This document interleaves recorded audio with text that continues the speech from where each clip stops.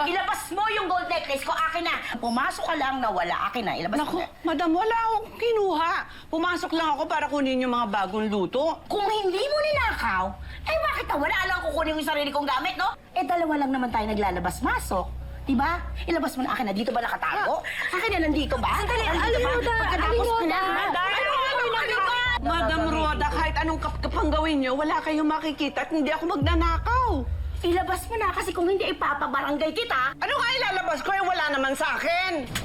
Sinampal yung nanay ko! Ano ba't sinampal? Eh magnanakaw na nga, sinungaling pa! Di magnanakaw yung nanay ko, ha? Di magano yung anak mo, ha? Ate. Di ba adik yun?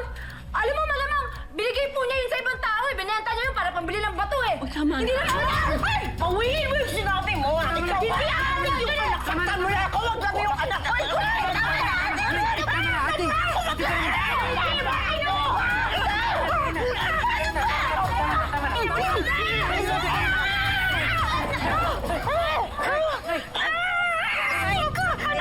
Dito tayo sa barangay!